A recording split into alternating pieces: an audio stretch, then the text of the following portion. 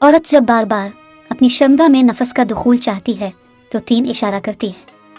अस्सलामु अलैकुम नाजरीन, औरत पर जब इंतहा की गर्मी सवार हो जाती है और औरत बार बार मर्द के साथ सोना चाहती है तो कमज़ोर मर्द हजरात औरत से घबरा जाते हैं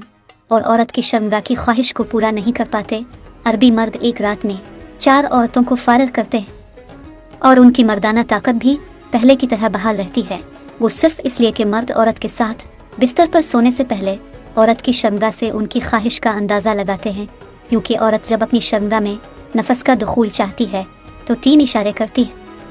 नंबर 1, अपने जिस्म पर हाथ फेरना। औरत जब बार बार अपनी शर्मगाह में नफस का दुखूल चाहती है तो अपने जिस्म पर बार बार हाथ फेरती रहती है, अपने जिस्म के ख़ास हिस्सों को मसलती रहती है, अपनी होठों पर ज़बान फेरती रहती है, अपनी गर्दन पर हाथ फेरती रहती है, अपने बालों के साथ खेलती रहती है, बालों में हाथ फेरती रहती है, यहाँ तक कि अपने सारे जिस्म को मर्द के सामने पेश कर देती है, जिसका वाज़े मतलब होता है कि औरत अपनी शर्मगाह में नफस का दुखूल चाहती है।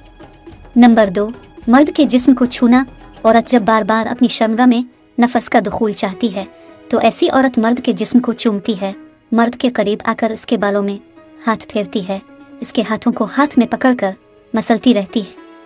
इसकी गर्दन को हाथ लगाती है, कभी कभी तो मर्द की गोद में सर रखकर उसको मीठी मीठी बातें सुनाती है, जो कि मर्द के लिए वाज़े निशानी और अलामत होती है कि औरत अपनी शर्मगाह में नफस का दुखूल चाहती है।